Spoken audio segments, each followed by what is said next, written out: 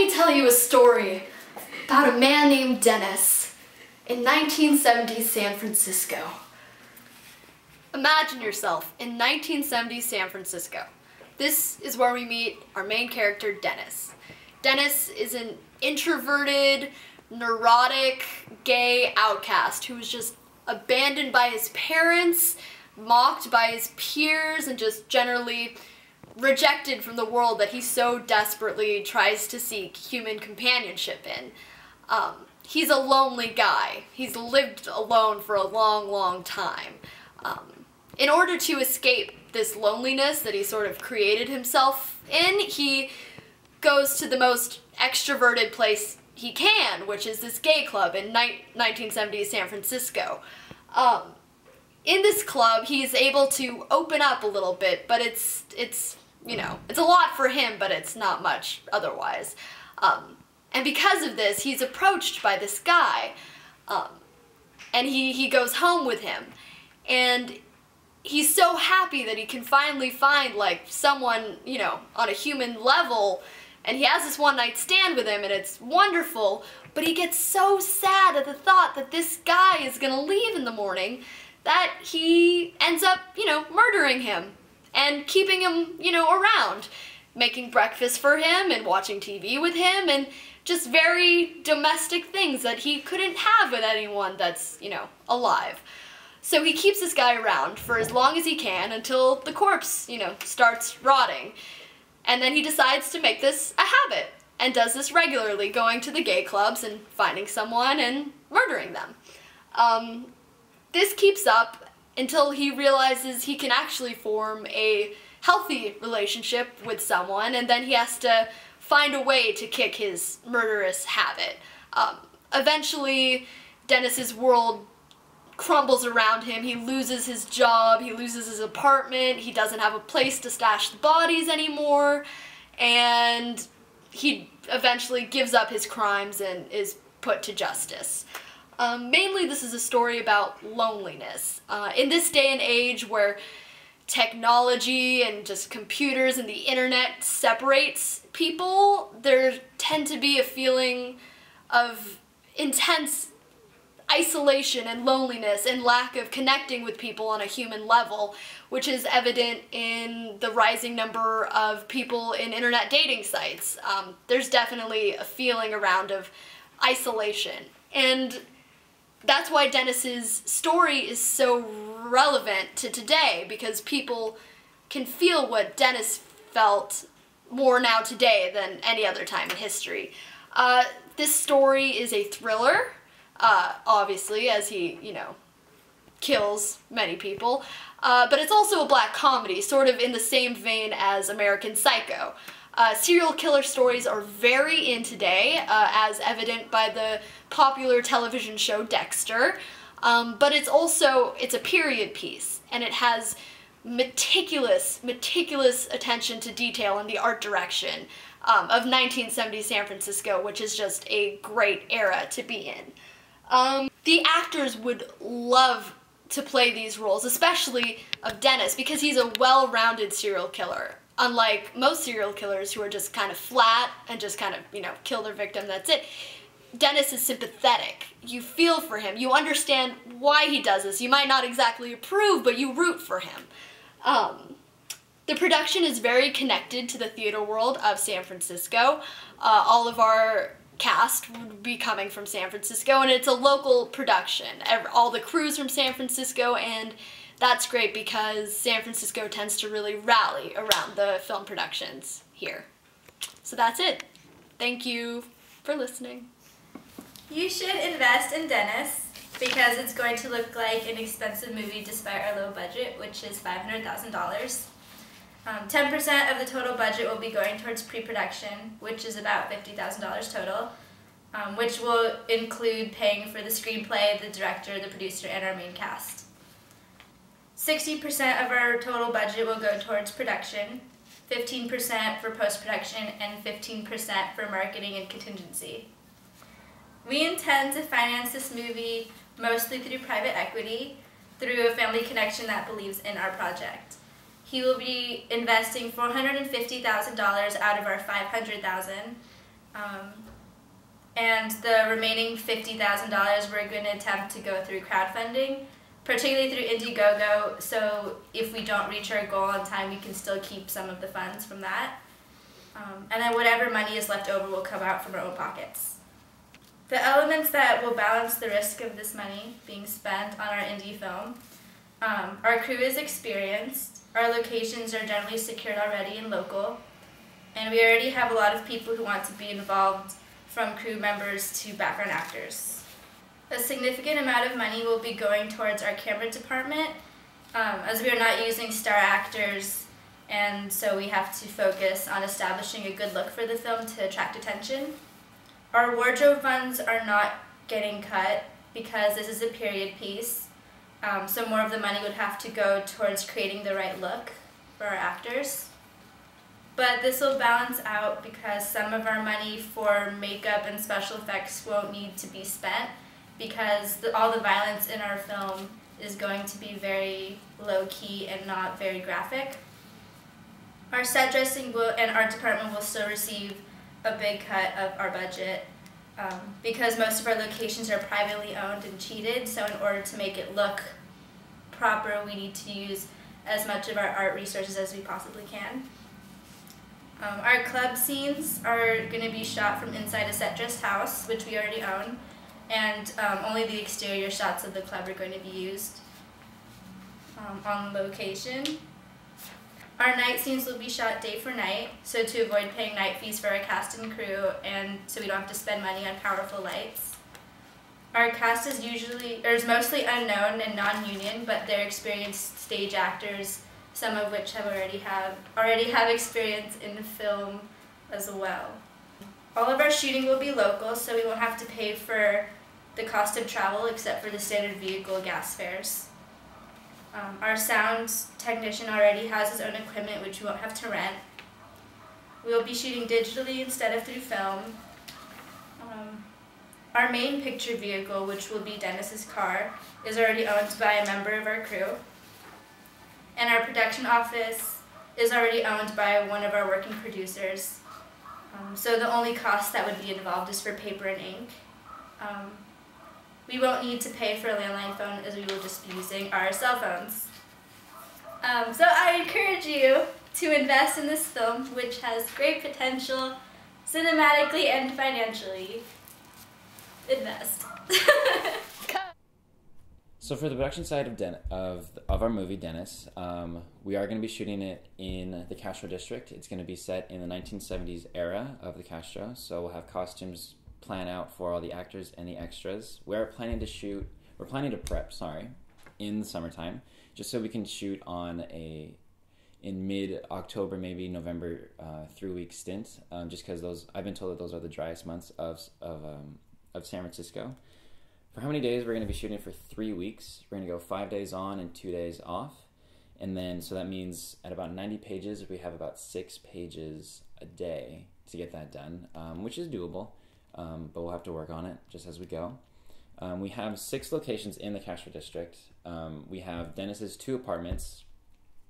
He goes to, I believe he goes to a jail. He goes to a jail, and then he goes to the doctor's office, the police offices, and then his own office, his old work. So we have about 5 or 6, and then the actual streets themselves. So we are going to be shooting on the streets of Castro, which will be good, just for authenticity, but will be harder. We have to go into this production knowing that already. I have one set up, a studio set up. It's a pretty wide space without anything in it, which could be perfect for his first apartment, just because he's a pretty lonely guy, as we've said before. So for him to have a lot of stuff would kind of it wouldn't really fit. So if we wanted to, we could use those 2 things. We could use that same apartment for the actual sets that we have to construct. We have about $30,000 given to art design, so if we wanted to set up those other 4 places, that could probably be better for them. We know that the San Francisco weather can be kind of it can go back and forth between rainy and sunny, but that's why we're going to try and go in November just to work out those problems right away. But if anything, if it rains on one day, on an outside day, then we can just go on the inside, because we'll have an apartment there in the Castro area, so we can just go there and set up for that shoot and then switch it out one day. The way I have it set up is for the first week we have the first week set up in Dennis's first apartment in this nice lavish area, so we can set up for the first action for him. And then we have after in the middle of the week is we have the club scenes. What we're going to do is we're going to set up a club scene in someone's house, whether it be from a crew member or it could be it'll be from a crew member in the Castro area. So, and then the second week we're going to do all exteriors, or most of the exteriors that we can. So it'll be on the streets when he's walking, when he's lurking, anything down Castro Street or in the Castro Noe Valley area, which would be great. And then the second week is going to be, and the third week, the final week, is going to be all about his second place. It's going to be much tore down place compared to his first place, just because after he loses his job, we have to show that he's lost everything, especially his house.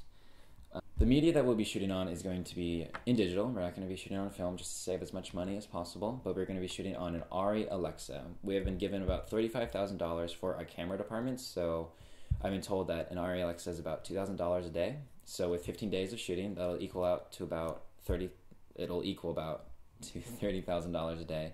Plus we have $5,000 for an accessories kit or a Zeiss lens kit to add to it. So that'll include all the mounts and a monitor and everything that we need for this shoot. The only production challenges that I can think of that I've thought about already are the lighting. I've been on some sets that it just takes a lot of the lighting away. It takes a lot of the time away, sorry. So that'd be trouble. It could be trouble. The turnaround time. Obviously we need about 12 hours between when we wrap the first day and then when we start up the next day.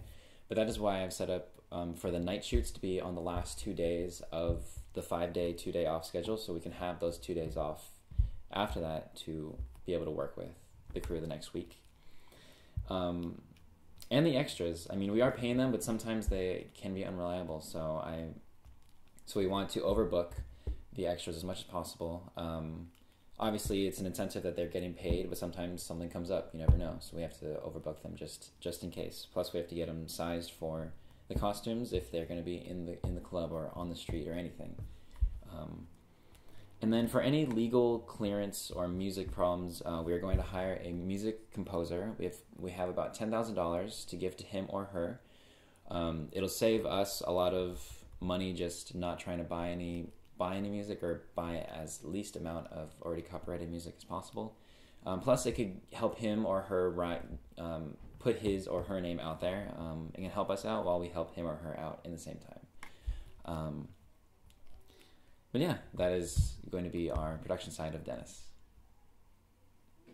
So I'm here to tell you about the distribution process for our film Dennis. Going into this, we definitely knew that we were going to try to target a younger audience, or that our film would naturally target a younger audience. We definitely have a very Dexter meets Mad Men type feel, and so that's what we're running with.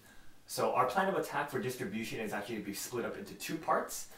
Plan A, I suppose, would be to go through the regular film festival circuit. And through this, we were actually looking through a number of different festivals that we wanted to submit to. Sundance, Telluride, Berlin. And I think at the end we settled to push most of our efforts towards South by Southwest. The reason being, South by Southwest seems to have a younger vibe. They have a very large new media expo that goes on there.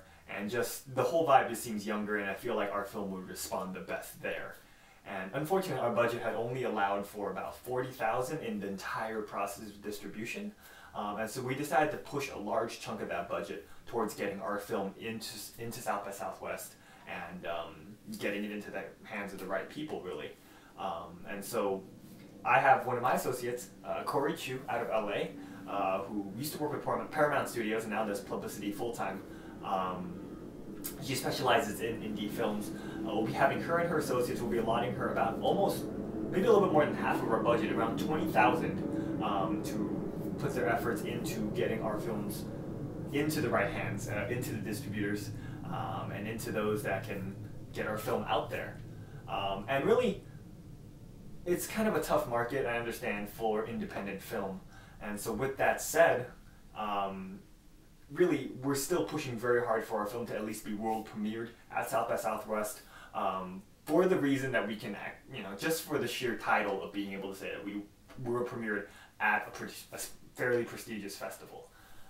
And so with that said, the second plan of attack that we have is to really do what a lot of ultra low budgets and low budget indies are doing right now, which is self-distribute. One of the plans that we're modeling after would be local Bay Area filmmaker David Boyle's plan with his film Surrogate Valentine, and I believe White on Rice as well. He also self-distributed. And so with that said, it's going to be a two-part strategy. One is to be able to raise awareness for the film, and how we're going to do that is through social networking, through Twitter, through Facebook, through YouTube. But we're also going to go a slightly more non-traditional route, if you will. What that means is that we're going through what I like to call the lost model, meaning we're going to build sort of a user-end experience to kind of draw you into our film and into our story. And so Dennis, who, as you guys knew earlier, is a serial killer, and he went by many nicknames, and one of them is the Kindly Killer. And so with that, I had this idea of creating a sort of website with the title, Who is the Kindly Killer? And the website's simply going to have a fake Craigslist ad advertising man for man, looking for a relationship, and we kind of have a little bio written by Dennis. And the only link that'll be active on that will be an email.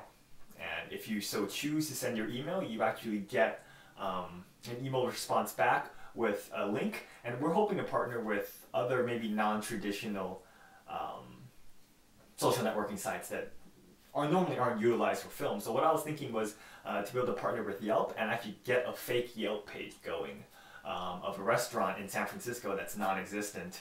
And basically what happens is that you see an address and a phone number that don't work. The phone number, if you call it, will say it's been discontinued since 1972. And basically there'll only be one review on there, and it'll be written by our Dennis. And it's kind of sort of a monologue, and kind of gives you another perspective into his character, and kind of draws you in as you're kind of going through this, finding out who this kindly killer is, I suppose. And then on the bottom of that, we'll also have just a single link that you can go and email again to comment to him, and from there you'll be sent a trailer of the movie. And so we're going completely viral sort of with this campaign to kind of raise awareness, and I feel like it'll be very fun for our end users as well to kind of participate and experience the film outside the film setting. And so that's one way, and that's probably going to be our plan B, I suppose, effort of raising awareness for the film. And it's going to be very sort of grassroots, technologically grassroots, pushed and funded. And so in terms of the actual meat and potatoes of the distribution, again, we're going back to that whole David Boyle model that I talked about earlier, which is we're going to be hooking up with a lot of on-demand distributors, trying to work out the deals on our own. I know that seems a little bit more shaky, but it has been done. It has been a proven model that can be done before if you play your cards right. And so what that means is that we're looking at Comcast, we're looking at a lot of those pay-per-view sort of distributors, Sundance Channel, ING, all those guys, and as well Netflix. And just trying to go down that route of getting our content out there and recouping back the profits. And I have seen Richard Wong's film in the past, H.P. Mendoza's, David Boyle's. A lot of local Bay Area filmmakers have taken this route and have been met with a lot of success through this. And so those would be kind of our two plan of attack in terms of how to get this film out there and how to get this film seen by the world. And so, yeah, I mean, those plans sound fairly solid to me. And so that's what we're running with. So thank you for your time.